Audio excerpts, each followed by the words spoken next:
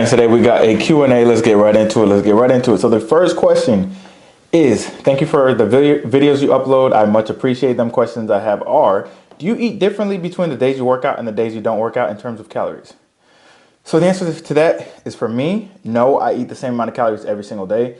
Now, when you type your calories into a calorie calculator, or you type it into the Harris-Benedict formula, you're already assuming that you work out 4 to 5 times a week. So it tells you how many calories to eat per day. That includes on and off days. Now, if you work out 5 days during the week and then you take 2 days off, you could eat less on those 5 days and then eat more on the next 2 days if it averages out. But I just tend to make it easier and less calculating. I tend to eat the same thing every day, the same amount of calories every day.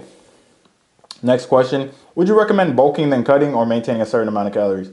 So for me, to gain the muscle I did and then to lose the fat and do all that, I actually bulked on 3 different occasions, and then I did it bulking and cutting phases. Now, if you're kind of lean but you don't have a lot of muscle, I would recommend main gaining, because main gaining will work as well, or doing a lean bulk instead. I did dirty bulks, like 2 dirty bulks and 1 clean bulk, but I did a dirty bulk and I added too much fat. So a lean bulk would be the best option to gain as much muscle as possible. If you're skinny fat, then lean bulking would help as well.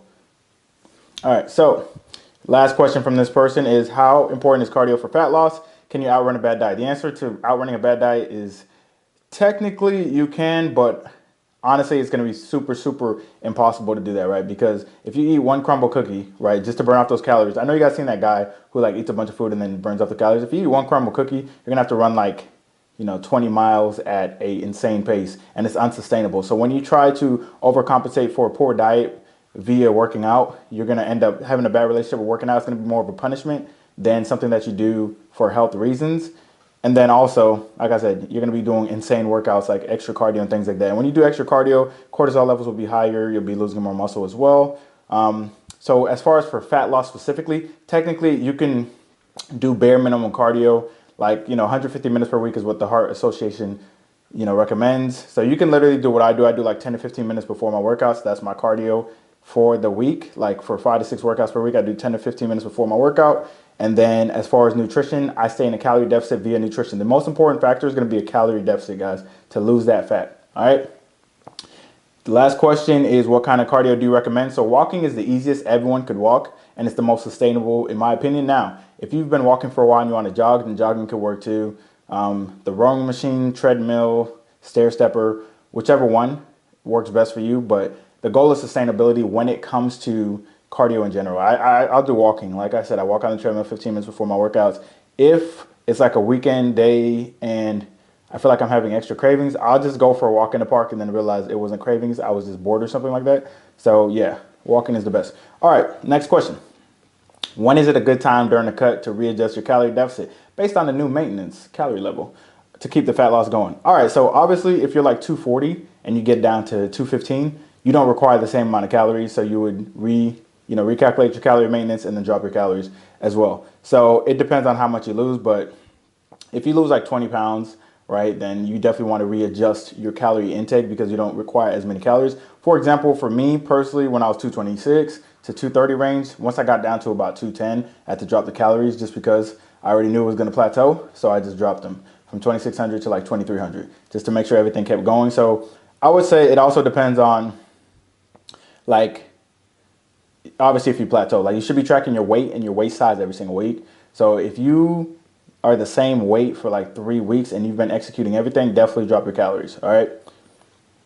What is your process when it comes to reverse dieting once you reach your goal weight to prevent major fat gain? So honestly, if you go from 226 to like 185, you're gonna have a new maintenance at 185, right? So if you recalculate your new maintenance from 226 to 185, your maintenance might have went from 3,200 to like 2,700. I don't know the exact numbers, but somewhere in that range.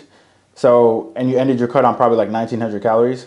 So you can reverse diet back up. So every week or two, you can add about 150 to 200 calories just to let your body slowly adjust until you get back up to, your new maintenance, which is going to be, like I said, around 2,700. That was just an example. But the thing to do, the way to answer your question, add 150 to 200 calories per week or per 2 weeks, just to let your body's metabolism kind of speed up and readjust. Now, worst case scenario, you go to your new maintenance, your body should adjust regardless, right? You might gain some weight initially, but then your metabolism should adjust over time. All right, what are your thoughts on cheat meals or deload weeks? So cheat meals and deload weeks is just going to depend on the person. It's really going to depend on the person. Like as far as deload weeks, it's going to depend on how intense your sessions are, how heavy you're lifting. If you're like a power lifter and you just competed and the week before competition, the weeks leading up to competition, you were like maxing out a lot, getting ready for it, and then you have the powerlifting competition that was super intense, then, you might need a deload week. If you're training for like the Olympics or sprinting or CrossFit, then you might need deload weeks. But if you're just doing like a regular, routine, like push-pull legs and you're going pretty intense, I don't personally think you need deload weeks. However, if you really, really feel like super sore and you feel horrible, listen to your body and give yourself a deload week. Now, for cheat meals specifically, cheat meals are tricky because it's going to depend on your progress and who you are mentally and how long you've been on your journey, right? Because here's the thing, with cheat meals, some people who have been doing this for years, obviously a cheat meal for them is like, okay, I'm the healthiest version of myself, I'm consistent. A cheat meal is something I enjoy, then I go right back on track. For someone who is new to this, who's new to the healthy lifestyle, if they incorporate a cheat meal too early, they're going to go back to their old habits. You know what I mean? Because they've obviously been eating majority cheat meals if they're 100 pounds overweight or 50 pounds overweight, right? And unhealthy and have low muscle mass, right? So it's going to depend on where you are in your journey. But in general, when you're first starting off, I recommend that you literally just focus on making everything a lifestyle, focusing on your mindset, and really sticking to your nutrition. Because once you get to a certain point, you're not even going to want a cheat meal, right? Once you start getting leaner and you start feeling better, you're going to be like, wow, I'm feeling better eating like this. This is my new routine. I like this. I don't even need a cheat meal, right? So I want you to get to that point. And then, once you reach a milestone, like if your goal is to lose 40 pounds and you lost 30, majority fat, and then it's your birthday at the same time, you can have a cheat meal there and then get right back on track, lose the last 10. All right. Question is, how do I manage my special occasions like other people's birthdays, weddings, random gatherings, still eat the food provided at the events without tracking and still not overeating, ruining my week of progress? Any feedback would be greatly appreciated. Okay, this is a great question.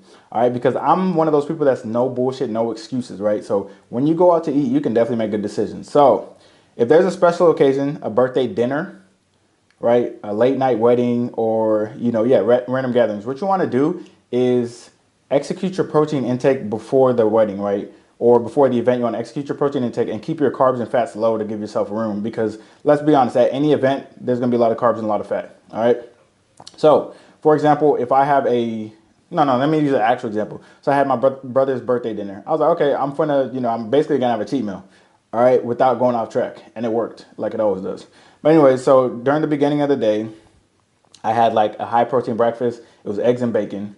Right, I didn't do any carbs because I already knew dinner was going to be carbs, a lot of carbs, right? And then in the middle of the day, I did some yogurt for probiotic reasons. I did 2 yogurts. Light yogurts is like 160 calories, mostly protein, and that's probably the only carbs I got. And then I did a protein shake as well to keep me full right before the event.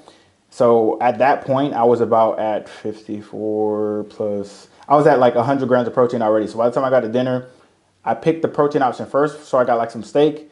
And then I had like, this was like months and months ago. I had like, a piece of cake, and then, some sushi, things like that, right? And it still stayed within my macros. And then, I still didn't gain any weight because it all stayed within my macros. So basically what I'm saying is you want to hit your protein number before you go to the event and leave as many calories as possible for the event.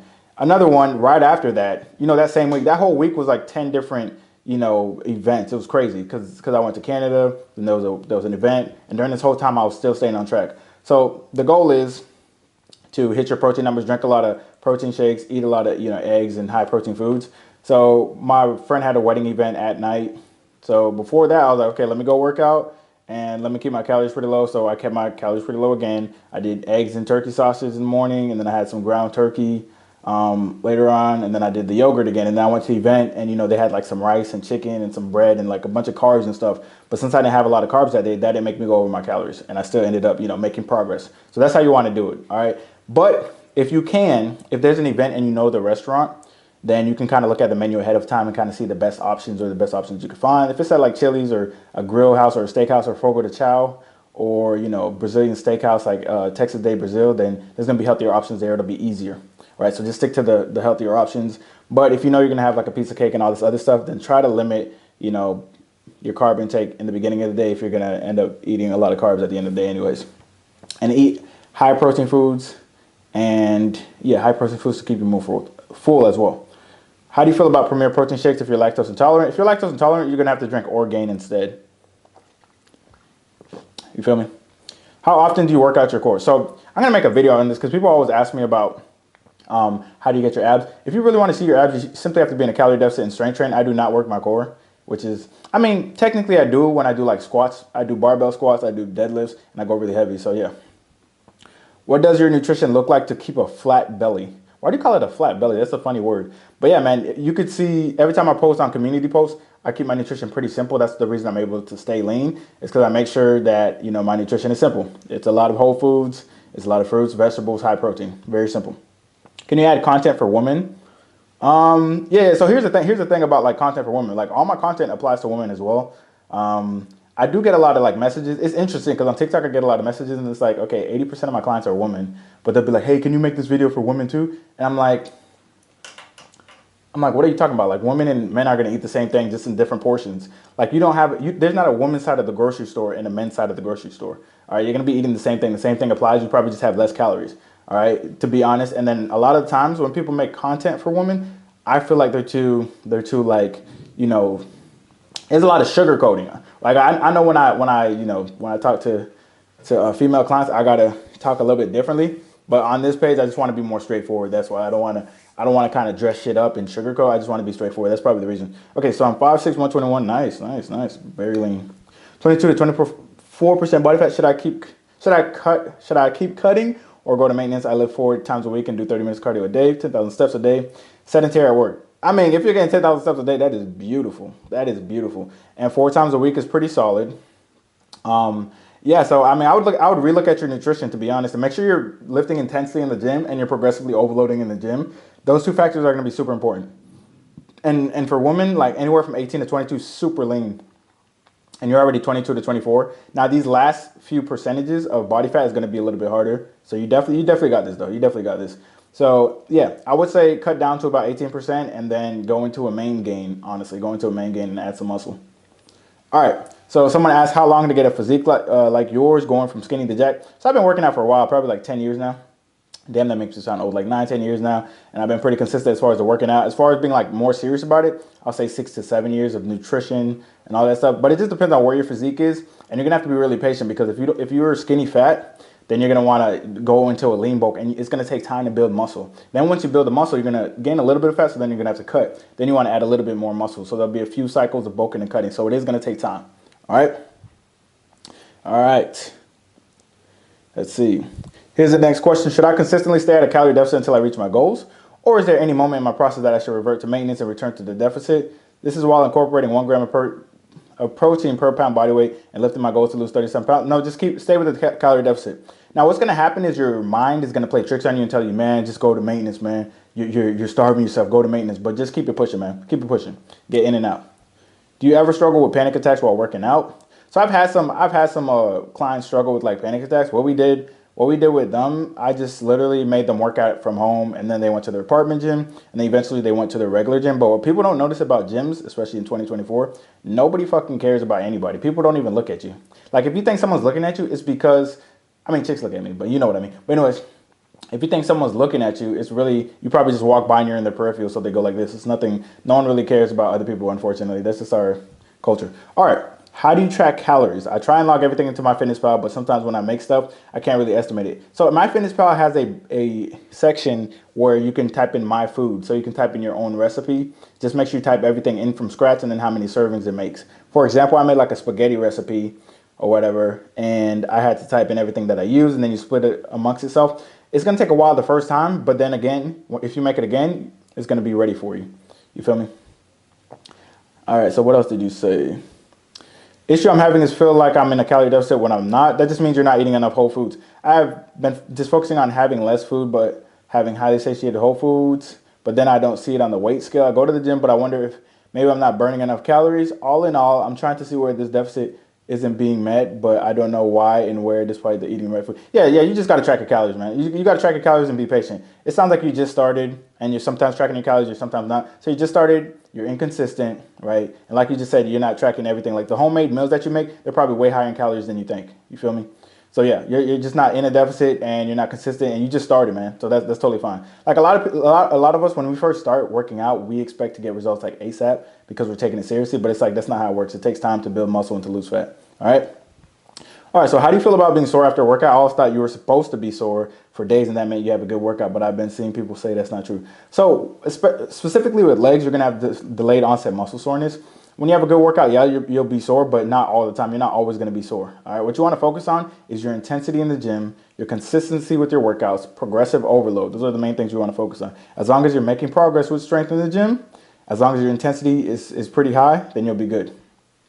Next question. How many times a week do you actually fall off meal plan as far as having something outside the meal plan? So here's the thing. I've improved over time a lot with this, right? So when I used to fall off meal plan, it used to be like an all-out binge. You know what I mean? Just an all-out binge, like fucking candy and bullshit, right? But I improved over time, and now if I fall off meal plan, it's going to be more of what I was supposed to be eating and doesn't affect me as much because if it's like, for example, if I'm like, all right, I'm under 100 calories today, I'll just leave it there. But then I'm like, damn, man, I'm kind of hungry. And I drink a protein shake, that's 160 calories. That's 30 more grams of protein, right? Which is going to be good for my metabolism. It's not going to have a significant effect. Or I'll eat a protein bar or something like that, like one of those sweet tasting protein bars or some shit. Or worst case scenario, I'll have like a serving size of Skinny Pop or some popcorn or tortilla chips that I use with my nachos, something like that. It's better than it used to be. It's not candy, fast food, wine, chocolate anymore. That's what it used to be. Now it'll be more of what I have in my meal plan, just bigger portions. And that is what keeps me on track, to be honest. That's what keeps me on track. So like worst case scenario, if I eat at maintenance, the sodium isn't high, the sugar intake isn't high. You know what I mean? So yeah, I would say maybe a couple of times a month. Yeah, maybe a couple of times a month that I like fall off the meal plan, quote unquote. But technically it's something on the meal plan though. So I guess that doesn't answer your question. But I'll go over calories, but it'll be something on the meal plan. I'll just do a little bit more of it. But then I usually overcompensate and average out the calories by the end of the week anyways. What's your thoughts on overweight people in the medical field? I know you were in nursing. My girlfriend is a nurse. She says the bigger nurses tend to be lazier, thus can't provide the best cares. She thinks a weight limit might be needed. I know it's random, but any thoughts about this? So here's the thing, guys. Yes. In the medical, okay, if you were to tell me before I started working as a nurse that the unhealthiest people on earth are nurses and medical field people, I'll be like, what are you talking about? We're in the medical field. But because you're in the medical field and they teach you to prioritize others, not yourself, and you're desensitized to a lot of the issues because you see it every day, you think it's nothing. Yeah, nurses tend to be pretty unhealthy, number one. And it's mostly because, like I said, they prioritize others and they're focusing on taking care of others and things like that. As far as like lazier, I feel like a lot of, I don't know if it's exactly the way, but the leaner you are, the more energy you do have for the most part, to be honest. But I have seen some bigger nurses that are pretty active and they give their job their all, right? But I do think like in healthcare, you need to be healthier and we'd have better outcomes because a lot of times, listen, if I go to a nurse and they're like, hey man, you're overweight, you need to eat healthy, and I look at them and they're more overweight than me, it's like I'm not going to take their advice as much as if they're in shape or whatever. But it's just like people don't understand that the medical field is super like stressful because of the short staffing that drives profits for the CEOs, honestly. But also just like the overall stress of the job is like super high. So then people tend to, and people focus on like all the nurses and all the medical field, they focus on people's health. They don't focus on their own health because that's what you're supposed to do. You're supposed to prioritize others. And then you forget to prioritize yourself. So I see a lot of nurses, they put their own health on the back burner, honestly. So yeah, I mean, I don't think there should be a weight limit. I just think there should be a class in nursing school where they tell nurses that it's important to take care of yourself, and they should stop saying prioritize patients over yourself. But the whole system is meant to prioritize patients over yourself. The whole medical field, in my opinion, Western medicine is not that good. Eastern medicine is what matters because 60-80% of the stuff that are issues in Western medicine would be solved if people just ate healthier, worked out, supplemented, got some sunlight, were more active, just went out for walks and things like that. Most of the problems would be solved. Like me working in a nursing home, like everyone needs vitamin D. All the patients are taking vitamin D and the sun is shining outside. Like take them outside, but we don't have the staff because, less staff drives profits for the CEO. So it's just crazy. It's just really crazy, man. It's really crazy. I actually have a lot to say about that, but anyways, that's the Q&A. Try to keep it as short as possible. I hope that answered you guys' questions. If you guys like this type of video, I'll do more of them. I try to keep it straightforward so I didn't take too much time because I don't know if my camera's still rolling right now, to be honest, but I'm still talking. But yeah, like, comment, subscribe for more. And there's one more thing I wanted to say about the nursing field though. Like like I said, in general, medical field culture is like, okay, we're gonna get pizza for everybody. Everybody eat pizza, and it's just like a lot of just bad eating habits and unhealthy behavior. But like I said, you're prioritizing the patients. Like you are taught to prioritize the patients. You really have to like be strong-willed and like really plan in order to get around it. And like I like every time, because I train nurses as well, and they'll tell me the same thing. They'll be like, "Wow, like I'm the only one bringing lunch, to work. Everyone else is just DoorDash and Uber eating, eating from the vending machine, things like that, right?" So those are like what's normal. So here's the thing. For example, when I was working as a nurse, me pulling out a protein bar or some ground turkey and some rice or something like that, people would be like, "What the hell are you eating? That's not good for your kidneys." Meanwhile, at the same time, they would have like some fried chicken and they'd be trying to hand me out candy throughout the day. Be like, "Hey, you want some Skittles? Hey, you want this? You want that? Hey, we got some soda. You want some soda? There's some soda and pizza in the break room. Oh, there's some donuts in the break room if you're hungry." Like shit like that. That's normal. But, eating healthier isn't, which is crazy considering we're in the medical field. But yeah, the whole medical system is literally a scam, bro. I'm not gonna lie. Like, if you take care of your health, you'll be fine. Like from the type 2 diabetes and the high blood pressure, high cholesterol, and the things most people struggle with, which are those things.